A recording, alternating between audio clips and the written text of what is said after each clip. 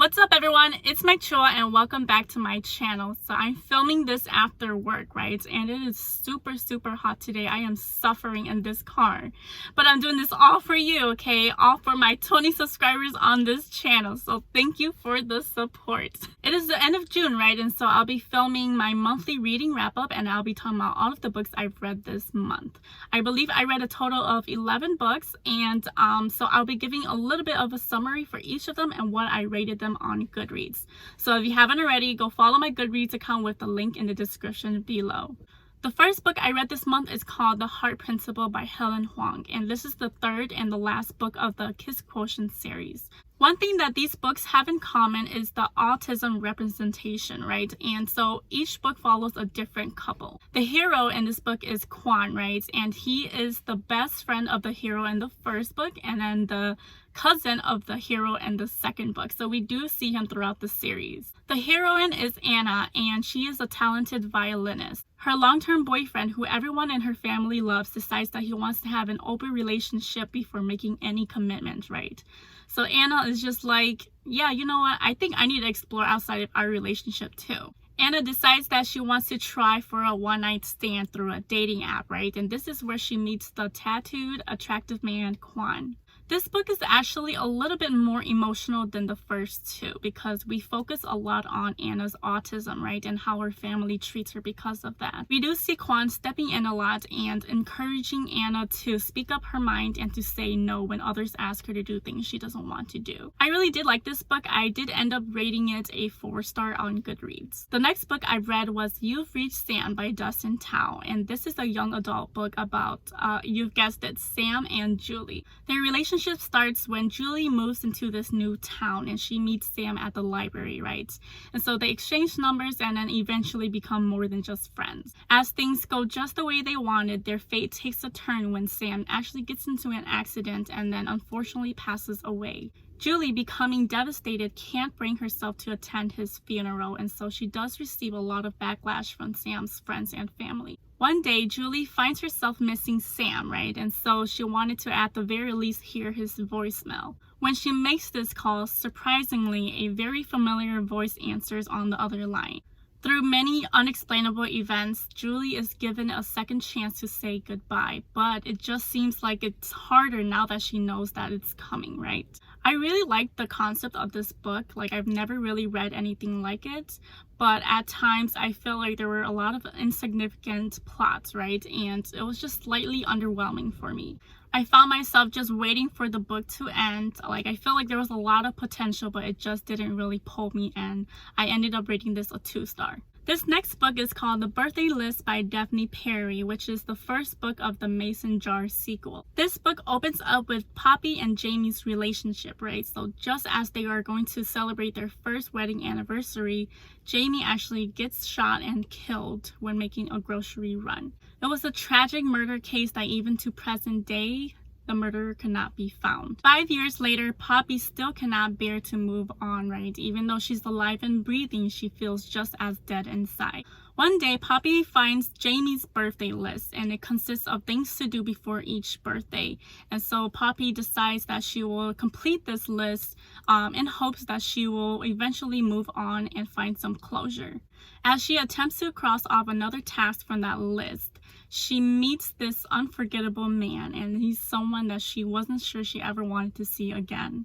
This man just so happened to be Cole, who 5 years ago was the policeman who delivered the horrible news of her late husband. So Poppy is reminded that after Cole showed up to her doorstep that day, he was the man who stayed by her side throughout the whole night just to make sure she was okay.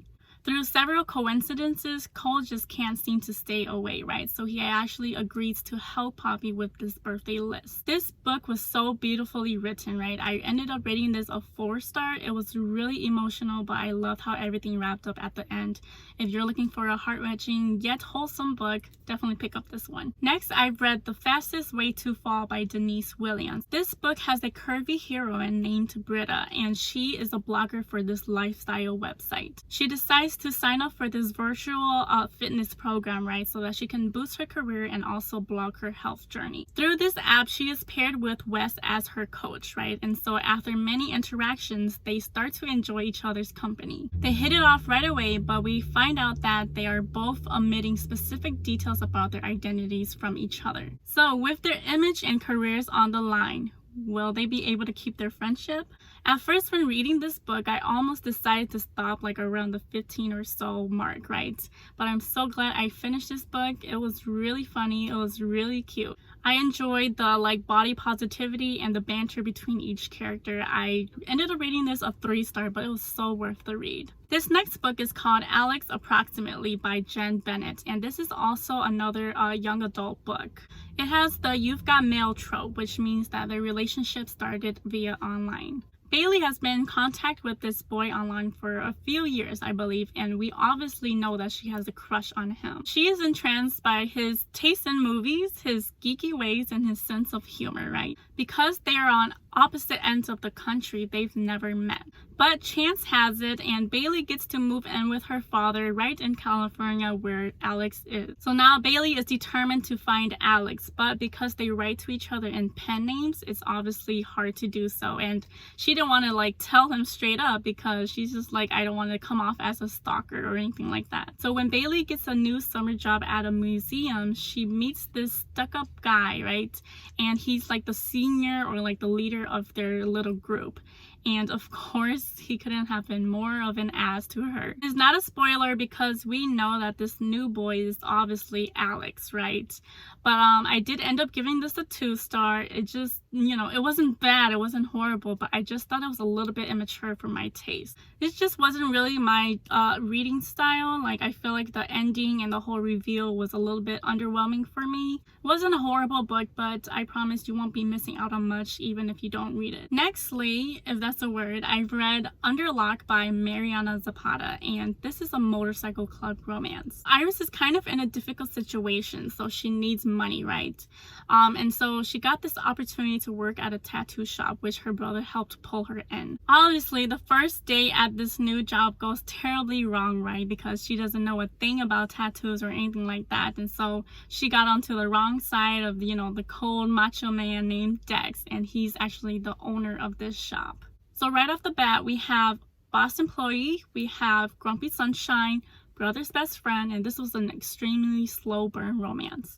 If you know anything about Mariana Zapata, she is the queen of slow burn romances, and so you would know that all of the main characters in her books do not get together until like the 99% of the book. So I've read a few of her other books, and some of them were hit or miss, and some of them were, you know, just not really up my alley. And so I don't know, I'm leaning more towards the I'm not loving her books as much. All in all, this kind of story should have worked for me, right? But I ended up rating this a 2-star.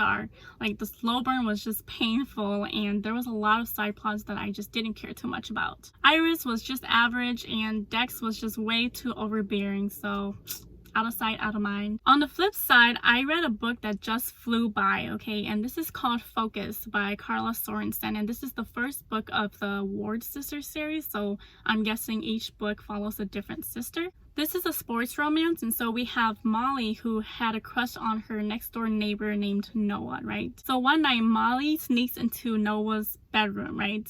And so they have this whole makeout session, and when things were just about to get steamy, boom, Noah's dad walks in. And guess what? Molly was underage. Major trouble could have gotten in the way of Noah's career had it not been his father who walked in. Ever since then, Noah kind of just held this grudge against Molly and like girls in general because he decides to become celibate so that he can focus on his career. Years later, they cross paths again when Molly gets a promotion to work with Noah's team. Anyways, that plotline truly did leave me intrigued, right? But I ended up not loving it. I rated it a 2-star, and so I got my third 2-star in a row, and I was just about done at this point. This book was pretty average. There was like no tension, very little spice, and I hope this is not a spoiler, but there was like a third act breakup at the end, and so I wanted to continue with the series, but I'm not sure I'm really feeling it at the moment, and so maybe sometime down the road. Okay, so we just got about a few more books to go. This next book I started, I think, about 2 months ago, but I just finally finished it in June. This book is not bad at all, but because I started it around the time that I decided to make a YouTube channel, I kind of just put it on the back burner. This book is the first book in the Mindfuck series by St. Abby, and this is called The Risk. And I just learned that St. Abby actually passed away, which is kind of sad because this series is a major hit. So it's kind of hard to talk about this book without talking about the whole series in general, right? Because I believe there are like 5 or 6 books in this series, but they are really short, so each book is only like 100 pages or less. This book is a dark romance, right? So please search up trigger warnings because it does get pretty brutal. It is about Lana, who is a very closed off person because she had a very traumatic past. So Lana meets this really hot detective named Logan, right? And he seems to be the only person who can read her like a book and figure her out. So this definitely makes Lana nervous, right? Because catch this twist, Lana is a serial killer, right? And Logan is the detective on her case. God freaking damn it, that does not intrigue you enough? You need help, okay? And I just love Lana's character in here. She is a badass bitch. And Logan, he's chef's kiss perfection. I just can't get enough of this book. It's so twisted, it's so swoony, and I believe at the end of every book there's like a cliffhanger, so I can't wait to continue on with the next book.